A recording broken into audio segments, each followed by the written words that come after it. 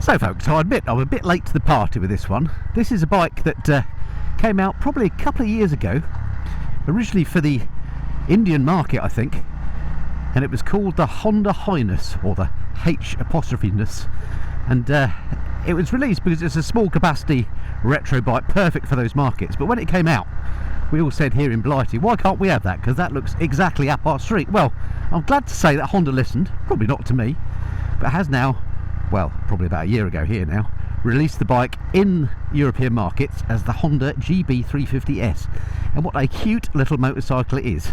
So in this first ride review, stick around, stay tuned, I'll tell you what I think of it.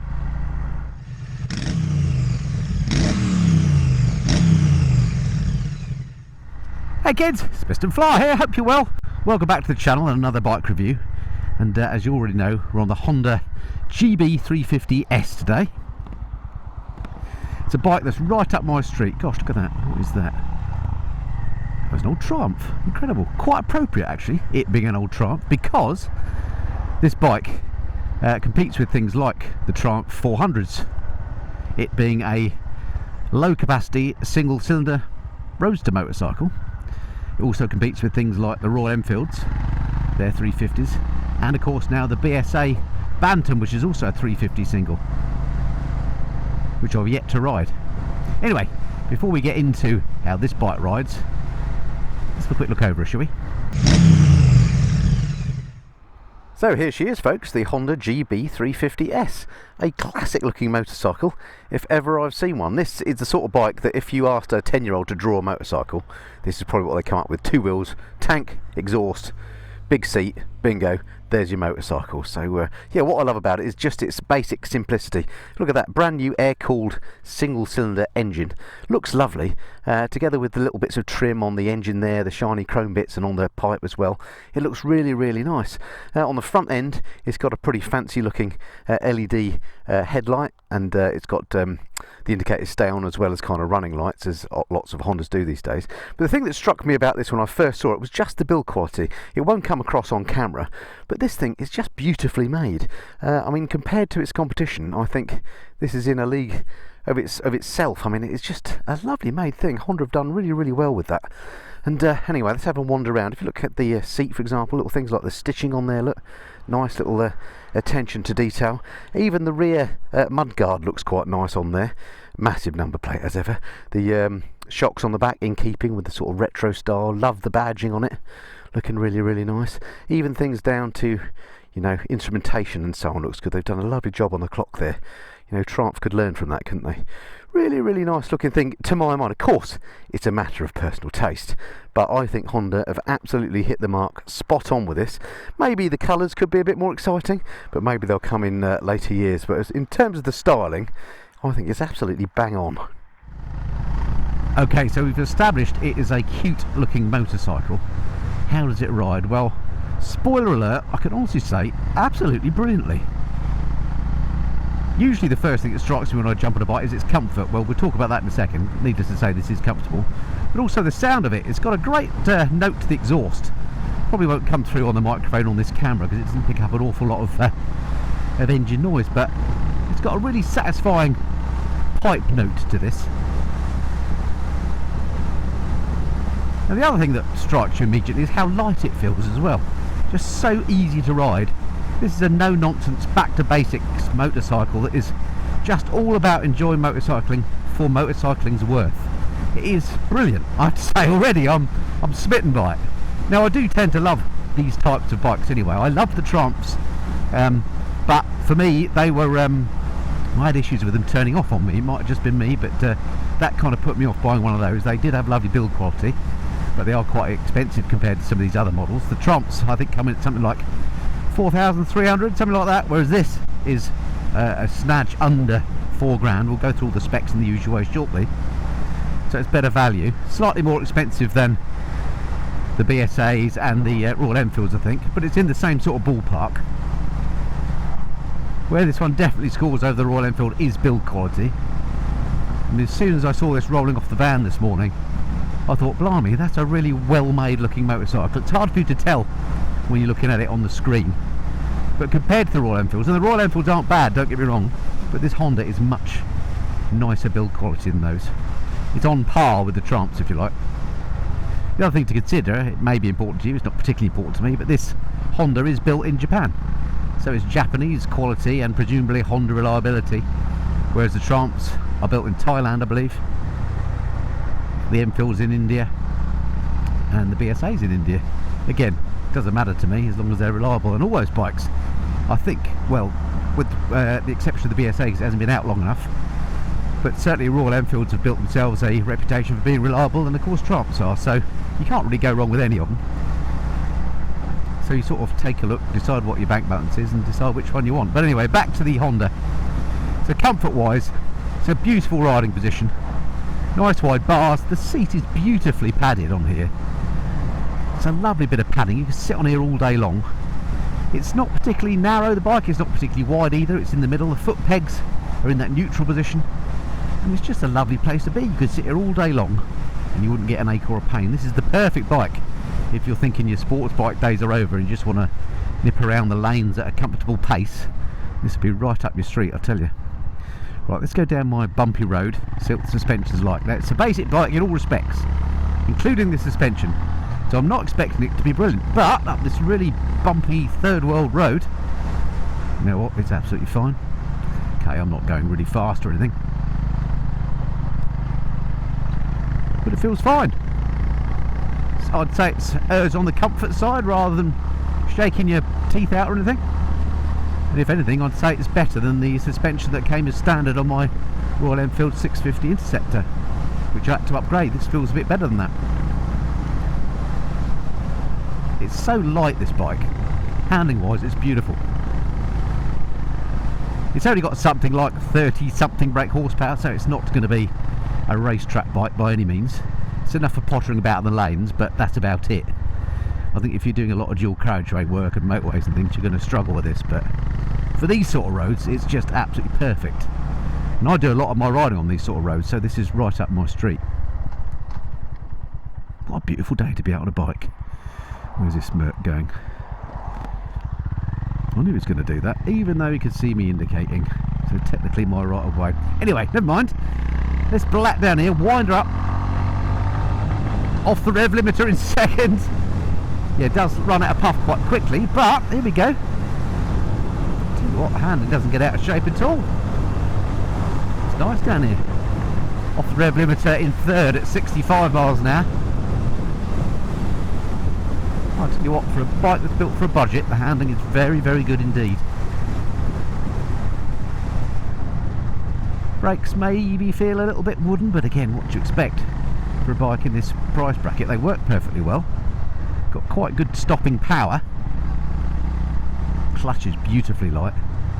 And the gearbox so far, no issues whatsoever. No forced neutrals, no difficulty finding neutral, no missed gears. All the essential things are great, and also look, low seat height and get my feet flat on the deck. Feels so light, this. Perfect bike this, by the way, if you're looking for a first big bike where you don't want to go mad with power.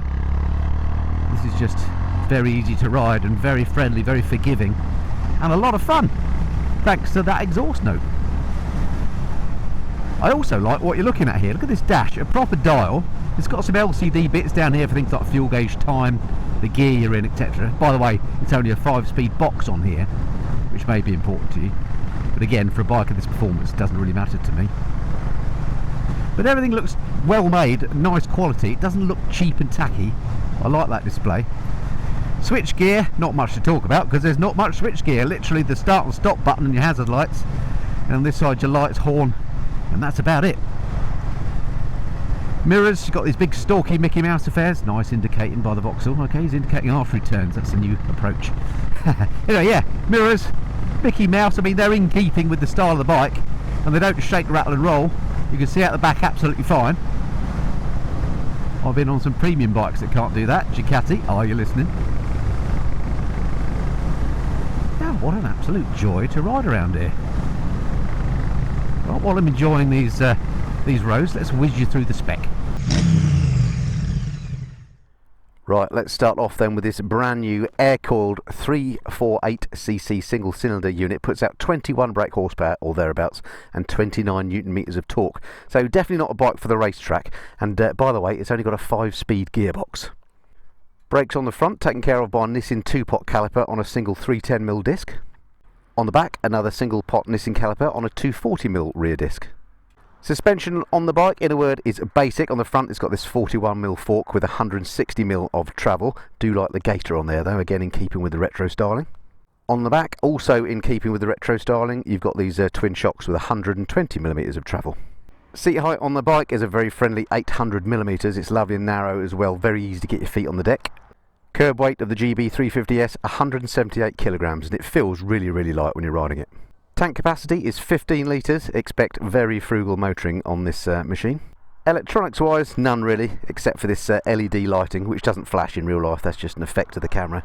But yeah, very basic bike, no electronics to speak of. Does have ABS, of course. And the all-important price of the bike, £3,999. That is. Various accessories are available for the bikes, including things like bags and screens. These come in various style packs, so check out the Honda website for all the details of the accessories you can get. Well, welcome back to the Honda GB350S, which is a bike that even on this first ride, I have to say, has rather captured my heart.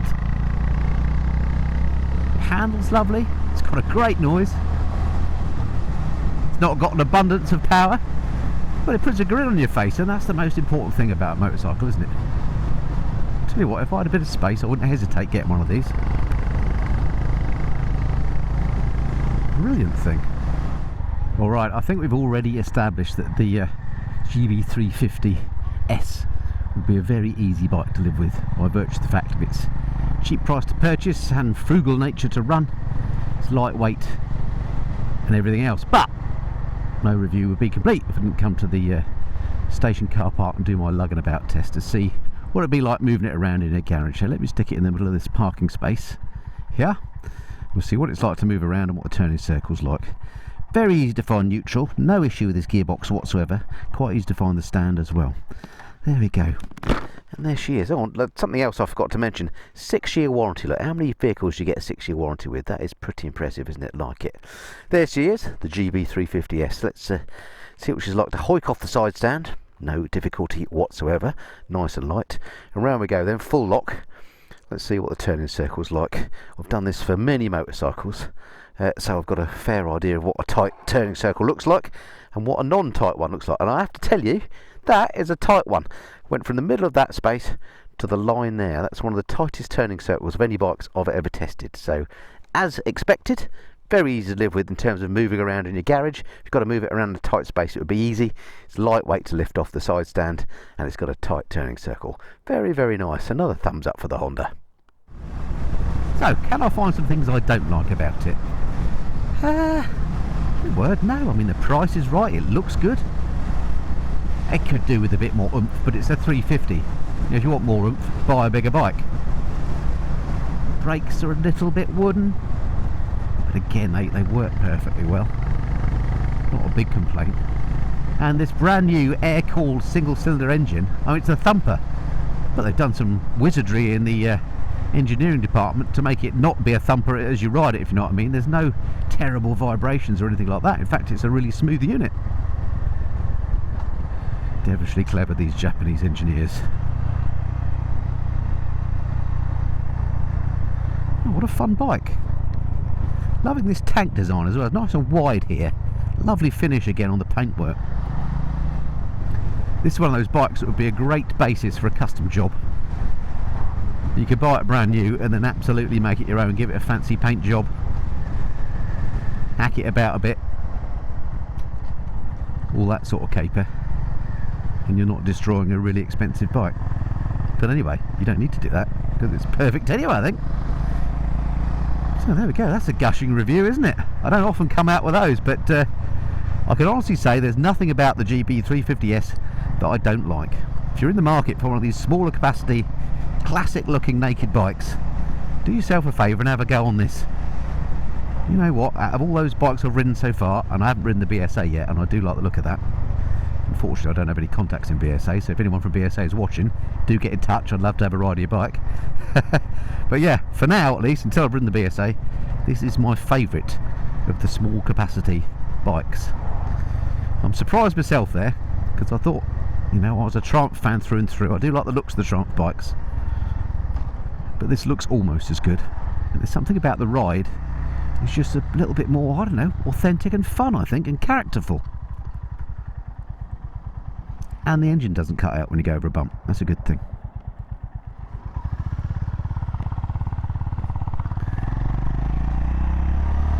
Well, what an absolute joy of a bike this has been to ride. I'm looking forward to riding this a bit more in the next few days, because I've got this bike loaned from Honda UK, so thank you to those guys for lending the bike. Thank you to you as ever for watching the video. If you've got any comments you'd like to make, or if you own one of these, got any observations, stick them in the comments below, and then it becomes a useful resource for people thinking about buying one of these. But my recommendation to you is, if you think they're buying one, is just do it. You won't regret it. It's a great thing. Loving it. Alright, that's it for now. Until next time, this has been the Mr. Flyer. Cheerio.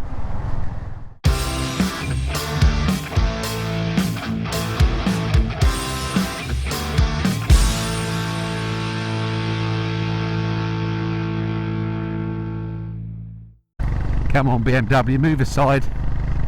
We've got fun to be had.